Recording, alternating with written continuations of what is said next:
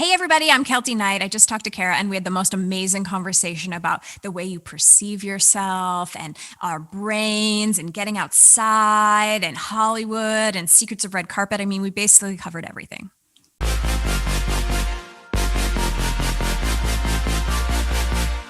Hey, this is Kara. You're watching Really Famous, where you really get to know your favorite celebs on a truly intimate level because I was a therapist, so that's how I roll.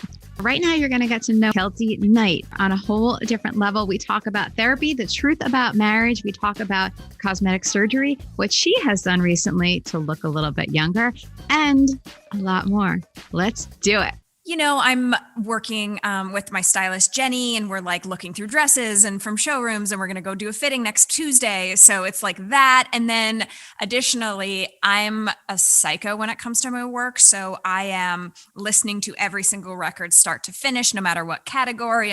Starting to do all my note cards and research because, when you get these big stars, you might only get them. The red carpet is going to be a little different this year because of COVID, but you might only get them for about 3 minutes. So you really want to know everything about them, so that if they go onto a topic that you might not be, as like quite versed in, the interview doesn't just fumble, and There's no time to look at notes. So you kind of have to have it memorized. So I start weeks in advance. Okay, I have to tell you that feels to me like the hardest thing as an interviewer. For me, time is the worst constraint. Because this is what I do. I do in-depth interviews. Granted, this is my thing. But even if there's like a restriction on time and I know somebody only has 1 hour, because we really like to block out an hour and a half. And even 1 hour to me is like very restrictive. And I feel nervous that I'm not going to be able to get into everything, or at least get into the things that will really make it a good conversation. So how do you do that with only however, what did you say, 3 minutes? Did you say 3 minutes? Sometimes you get one question. This is less, right? You get one question with Brad Pitt. You have to pick your favorite, most interesting question. I think you just get used to it. I mean, in that form. And that's kind of why being an entertainment journalist for so long, I branched out and started the LadyGang podcast because like you, I'm a talker. I love a long form conversation. And so when we have celebrities on LadyGang, we can sit with them for half an hour, maybe 45 minutes, and kind of dig in a little more and have more of a conversation. I feel like red carpet reporting is a little more asking the question and getting the answer than it is a back and forth conversation. It's a back and forth exchange of energy, but I don't know that it's always like a full conversation because a lot of times if you do get 2, 3, 5 questions in a press junket interview or red carpet, you really want to get to your questions. So you're like, good answer. Okay, next topic. There's not really that room for conversation. So I think that's actually why podcasting has become so popular and so incredible, because I think that we are missing that human connection right now. And there's something so wonderful about hearing people, a group of people, 2 people have like a really in-depth, wonderful conversation. It's like the dinner parties you can't attend at the moment. Totally. And it's better than the dinner party because it's really like you can just totally get into it. And there aren't other people who are either trying to get your time too or whatever else, or the people you don't want to be talking to. They're not there. You approve who you're sitting with before you go to the party. Exactly. So you come up with your questions, I guess, ahead of time, and you try to come up with questions that are different than the ones that people would normally ask, or what's your approach? Well, I think that I come to pop culture in general as a fan first. Mm-hmm. And so I always try to think about, I think that probably some journalists and some people that do interviews are trying to think of what's the most clickbait thing that I can possibly ask about, or what's the hot topic, like the divorce, the blah, blah, blah, blah, blah. For me, I feel like the true fans don't really care about that stuff. I want to learn something about this star that I didn't know before that has nothing to do with what's in the papers or in the gossip columns. I love finding out these more off the cuff kind of odd things. So, when we have RuPaul on, of course, RuPaul is so fabulous and amazing and incredible and one of my favorites, but it's I want to know, what does RuPaul get insecure about? When he gets an email, what triggers him to, I like to get a little bit more deep. That was a terrible answer to a great question, but basically I just want to know something that I didn't know. And I'm always looking for that struggle and that human journey. Okay, so that's interesting to me because that's what I'm going for too. But I have a much wider expanse that I can use to get there. So it seems so hard to get there in just a few minutes. But I'm like you, I am a fan. I don't know if I'm a fan first or if I was a therapist. So I'm kind of like a You're a therapist. therapist first. I don't know if I'm a therapist first. I'm a fan and a therapist. Like I love TV and movies, always have. So when I meet people who I've been watching, it's like, oh, really cool. But at the same time, I want to know that real person, like exactly the insecurities. Great, because it's what makes them interesting and human. And I'm not trying to do it as a gotcha kind of thing. I'm just doing it as this is the real person. So I totally get that. And I think it's a big challenge, I imagine, for you to do it in such a short period of time. So congratulations on your ability to pull that off. We do our best. And I will say that, for me and the relationships I have with celebrities, I think that I am someone that people trust, from the managers to the publicists to the actual stars. And so if I see them on a red carpet and I only get 1 or 2, 3 questions, 5 minutes, 3 minutes, 30 seconds, I know that they're going to give me a little more time the next time around, and quite often if you do a good job on the red carpet or you do a good job in the press junket, then you can go and set up some sort of exclusive where you're with them in their home for an hour and it's like a little bit more of meaty. And so those are my favorite kinds of interviews. And I also love doing a craft. Like I remember when Holly Madison was pregnant with her first child, she let me come over and like paper mache her belly and then we painted it. And like for me, that was the most fun kind of interview because you're just, shooting and talking and crafting. Right. It's like driving with somebody or walking with them. It's a totally different kind of vibe. And I think things do come out more normally that way too. For sure. So speaking of your podcast, I think I saw you on Million Dollar Listing LA right at the beginning of the pandemic. Or you were on it? Josh Flagg was a guest. Yes. So Becca, so the LadyGang podcast is myself, Becca Tobin, who's an actor. She was on Glee. She's now on a new Disney show. And Jack Vanek, who's a fashion designer. So Jack and I had a mutual ex-boyfriend. Becca and I knew each other from New York, and we started LadyGang five years ago. I guess 115 million downloads at this point, which is wild. And so Becca wanted to buy a new house in LA, and she got approached when she kind of went out to the world like, hey, I'm looking for a new house, by Josh Flagg and Million Dollar Listing. And they're like, can we record your journey? And she was like, well, and being the smart businesswoman she is, she said, yeah, you can, but you have to include LadyGang in some way. And so she ended up picking this house that had this wild theater room. I call it the murder room. It was like, it had its own entrance. It was very dark and musty. So she invited Jack and I over and we saged it and we put our crystals out and we had a whole thing. And so we appeared on it. One of the highest rated episodes of that show ever, by the way. No way. Yeah. So it was really, really, really fun. And I've gotten so many DMs. Like you would think for all the things that I've done in my life, people are like, I saw you saging a room on Million Dollar Listing. I'm like, I guess this is my claim to fame. That's so funny. So why was it the most popular, do you think? Do you think it had to do with anything with you guys being on it? Obviously, because LadyGang was on it. I don't know. There could never be another reason. Right. Of course not. One. Yeah. I remember that show was like, so I always like it, but like I kind of come and go to it. But I remember it was right after we were really under lockdown of some kind. I don't remember what month it was, but it was sort of like those beginning months. And it was like, oh, it looked like everybody was just going about their day normally. And I was like, oh, it's better than ever even.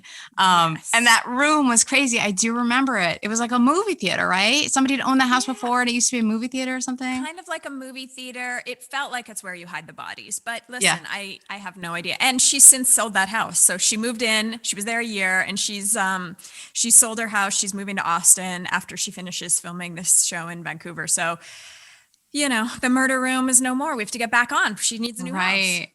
So interesting dichotomy I have noticed with you as I was doing a little bit of research. I think it's very interesting because for so much of your career, you are on camera, you've got to look good, image. And at the same time, you also have this flip side where you like to be totally open and honest about the real deal. And I think you don't usually get both of those things. You know what I'm talking about? Yeah. So I thank you for noticing. Listen, I think the hardest thing for me wanting this Hollywood life is I grew up in Canada and I was from this pretty small hamlet and I just idolized Hollywood. I always wanted to end up in show business somehow. And the people that you idolize, they're up on these platforms. And then I got to Hollywood and I started working with them and started interviewing them. And I realized that they were just kind of normal people. But it was really frustrating to me because I would see certain stars and certain people in their real life, and then I would see the airbrush perfection that they put out to the world. And I felt like there is this really odd, well, there was, I mean, I think that we're coming around to like having a little bit more transparency in our celebrities, but there was this disconnect between what they really looked like and what they were really doing to look that way, and what they look like in real life. And so for me, I just can't help myself. I'm like honest to the core. And so every time I was, doing a juice cleanse before red carpet, or getting filler, or whatever I was doing, I always wanted to be really honest in it. In our book, our LadyGang book that we just wrote last year, Act Like a Lady, we did like entire maps of like everything we've had done to our faces. So I really, I think it's a disservice when women lie, or maybe are somehow shamed into feeling like they can't admit or be proud of who they are. And like, I'm, about to be 40 and I feel like I look amazing. And so it's worked out well for me because when I was so honest, it attracted, the RHA collection, and they actually came to me and they were like, hey, there's this new hyaluronic acid filler, and it's not released yet. Would you be one of the first like people of note to try it? And I was like, I'll try anything once, and like I always want the latest technology. So I guess it worked out for me being honest and open. Totally. Okay. So let's back up. Let's get a little detail, some info for anybody listening. So, so it's a hyaluronic filler, right? For your face. So not everybody's going to know what that is. Okay. So let's like start from scratch and say, okay, this is an injectable, right? That you put in your face. And can you give us a little detail on it? Sure. Okay. So when you look in the mirror and you feel like the lines are getting deeper, and no matter what you do, no matter what cream you do, no matter what facialist you go to, they just don't go away. That's when like filler comes to play. And I've been, and of course we've heard about filler. People are doing their lips, people doing their chins, people doing their things. But the issue that filler in the past has had, which I think anyone that's gone or seen a bad filler, is that it was quite dense, what it was made of. And so when you tried to inject it into these places of your face that move, there's a fancy word for it that I don't remember, but like, I think it's dynamic. I read the details. So, yeah. Dynamic fold. So like, around your mouth, and then we've all seen the people, women and men, that have gotten the filler and then they get the little like chipmunk face, because it's very hard. It's designed to like fill it and then sit there, and this RHA collection, hyaluronic acid, it's built of the same stuff that's already in your skin. So it's kind of just filling you up with more of what you already have. And it moves around like crazy. I mean, we're on video right now, even though this is a podcast, and you can see like I have filler here, but you don't really see it. I still have, the space. It's not like you just puffed up my whole face. So it's the first of its kind. It's the first new filler that's been to market in 10 years. And I was really happy to try it. I was expecting it to be great just because the doctor that I know was working with me is very highly regarded in Hollywood, but it actually has been amazing. And I think what was cool about it is that, so it was kind of like a secret test. So I did it in October and I couldn't tell anyone until this year because they weren't actually putting it. You couldn't go to your doctor and get it until just like in the last few weeks. So I did it in October, and then on Instagram, everyone started like commenting. They were like, oh my God, what are you doing? You look so happy. Did you change your diet? What skincare are you using? You look so happy, you look glowing. And I was like, oh my God, they have no idea. So that's how I knew it really worked. And it wasn't just like, I'm making it up. It was like everyone started noticing. And I was like, oh, this is a thing.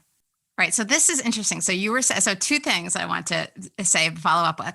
Number one was, so you said you got that offer to do it when you realized that or when you started being more honest or whatever. So like, what exactly, what do you mean? Did you decide one day like, okay, there is this disconnect and I'm going to be the one to be an example of like showing people how it really is?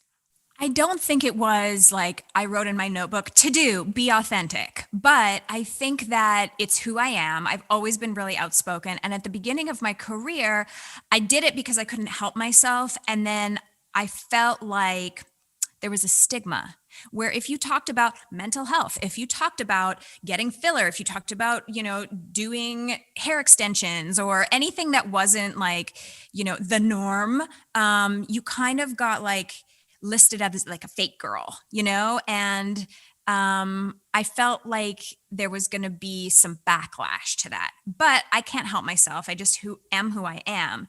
And so over the years, as I've been more and more open, especially over the last 5 years in the LadyGang, and then with the book, that's when sort of these opportunities came my way where people were like, you're the perfect person for this job because no one else in Hollywood will go on television and on podcasts and talk about the stuff they put in their face. And I was like, I'm your girl. So it's kind of like that authenticity has paid off in a big way. And I think that I've built a really trusting fan base that knows that if I'm going to recommend something, whether it be, a bedspread you can get on Amazon, a designer filler, or, a face product or whatever, that I've used it and that I like it. Like you can't pay me to lie. Got it. And it's true. I think the trust is everything, but it's so interesting when you finally tapped into that, okay, I'm just going to be more of me, then things really started to come up, like explode. Well, we're just dying for authenticity. And I hate that word because it's such a buzzword. I know it's overused now. I know. But it's such a good thing. Yeah, but it's so good. Authenticity. There's a reason why people love Chrissy Teigen. Like, show me the scars, girl. Like because we all look in the mirror, we all feel those things. And so being perfect is so wonderful. And I absolutely appreciate and want to see a perfect movie star on the red carpet at the Met Gala. And I want to talk about her Valentino dress like I could ever afford that dress. Like, I love that. That's an escape for me. But in my real life, I'm talking to the real women. Yep. I hear you. And there is, right. And that's that dichotomy again, because there is space for that look, that it's what a great look that is, like on the red carpet, you're saying, like, God. Amazing. But we also have to know, but that's what makes them so artistic and beautiful is that it's not how it is every day. You know what I mean? And so it's a work of art, really. The looks you can't even imagine how, and I was just talking about getting ready for the Grammys. Like I'm me and I'm in full Grammy prep mode. You can't imagine the work that goes into a woman or a man, let's be honest, before they walk a red carpet. Right. So let's talk about it. What goes into it? So, okay, you're doing the cleanse. For me, so I'm doing like a anti-inflammatory diet for 2 weeks before. I just got my hair highlighted. I'm going to do like the facial massage that takes out everything from your face. We got a brow tint. We got a microdermabrasion. We, of course, I have the RHA. It lasts like 13, 15 months. So I have that, like fillers. I'm all good. A teeth whitening, a manicure. I mean, it's like your wedding day every day, except on steroids. So so you just have to show up for the appointments, I guess, right? Somebody's booking all of this stuff for you. Pay for them, which is like, that's why the richer you are, probably the younger you look. Back up. You have to pay for everything, even though you're being hired to do the interviews? Well, for RHA, this was a partnership. So I was really lucky that I got to try it in exchange for, kind of talking about it. But yeah, like I'm still... And everyone else in Hollywood is pretty much like, if you want to go to a doctor and get a facelift or a laser or anything like that, they're paying for it. But I'm talking about all the stuff like the teeth, the hair, everything. They don't even give you like highlights for. No, girl, I didn't. No, I pay for everything. Yeah, and that's what's so interesting is like, I always talk to like some of my friends that I've watched come up in Hollywood, because when you first start out, you're famous and you've kind of made it, but you probably haven't made any money yet. Like a lot of times these people, and if you think about it, we hear about, the third season of This Is Us or whatever, they got these massive pay raises, because when a show is starting, they probably are not making a ton of money. And so, but they have to go on the red carpet and look the same as movie stars, you know? And so it's like the stylist, the hair, the makeup, the everything like top notch. It's expensive. And so that's why you always see this like glow up where it's like 5 years into the career, you're like, wow, she looks Right. incredible. Right. She's getting older, but looking better and better, right? It's one of those Yes. things, feel better with age. Me at 25, I'm so gross. Me at 39, I'm like turning looks. Resources. That makes sense. I got that. And so here we are. And that's why I was like excited to come and talk to you about the RHA collection, because I was like, oh, this is a resource. Like people now can go to rhacollection.com. They can see who's offering it in their area. And if you're someone who wants to try, you know, I was in the office the other day, actually, with Dr. Ava, who did mine. And Dr. Ava, that's her first name, I take it? No. Sean. Last name? Oh, okay. Yeah. We were talking about it and I said, well, how's it going? Like, are people asking for the collection? And she said, yeah. And she's like, you know, this is actually a really good filler for someone who's never done it before because it is very like pretty and it moves and dynamic. And so, if you're scared about getting that like look, it's like an easy first step, I would say. Yeah. So that's not like a permanent thing. It's the kind of thing where it's not like you're getting a facelift or something like that, where it's permanent. Because sometimes you do see people on screen and it's like, oh no, why did you even try it? Because you were so beautiful, and you kind of cringe for them and you feel bad because they just want to look better. And I totally get it. But it's like, sometimes it's like, well, how big of a risk are you willing to take? And how do you know it's going to come out okay? I always say you can Groupon anything that is not on your body. And then when it goes as far as like hair color, face, injectables, all that stuff, like you got to go find the best person in your town or city and pay the full price. And it's worth it, even if you have to save up for a year. I mean, this filler lasts a year and over. So it's like you save up and you go, and then you get the Groupon for your carpet cleaning. You know what I mean? But like these people who go and they're like, oh my God, look, I saw a sign. It's $35. Don't let them near your face. This is a moneymaker. This is the totally. Well, especially for you, thing. It's literally the moneymaker. Yeah, I will wait until a holiday sale to buy my clothes, like 50% off. I will always pay full price for beauty, for sure. Yeah. So let's get to, you were talking about, you were going with your stylist to look at dresses and whatnot. So let's get into the details of that. That feels like a dream to me. It is so fun and something that I've absolutely missed. I'm such a planner that usually before an award season, I'll sit down. A woman named Jenny Rodriguez styles me and has for the last few years. And we'll sit down and we'll be like, okay, what look are we going for People's Choice, for Globes, for Grammys, for Oscars? And we'll figure out all the different things. And I'll be like, okay, I want one that's super girly. I want one that's super sexy. I want someone that's over the top. And so this year, obviously, award season is very different. And so really the only big award show that I'm doing is the Grammys. It's going to be a little different the way the red carpet's working, but still a fabulous outfit. So I feel like this is my Super Bowl performance. Like it's the only gown I'm probably going to wear all year. And I'm so excited. So it's like a kid in a candy store. She's sending me sketches. She's sending me pictures from showrooms. We're going to do some showroom tours because sometimes you can love something on the model or the runway and then put it on you and it's too much fabric. It's not enough fabric. It's very uncomfortable and you have to stand there for 10 hours. So you got to be comfortable. So I love that. I'm such a showgirl that I will always be in like a feather, a sequin. Like I just cannot be plain ever. So I'm always overdressed. Then it must be a dream for you. I'm sure not everybody loves to do that kind of thing, right? Not everybody's into all those things, into the clothes and the looks or whatever else. So it's good that you are. Yeah, I think that it can be, I was thinking about last year's award season and the award season before, like award season is in the past has been very difficult. It's so much work because like I said, you have to prepare, you have to know everything about everyone. And it's not just those big tentpole award shows. There's little parties and little events the entire season. So you're working just like 16, 20 hours a day. I was sleeping in my office.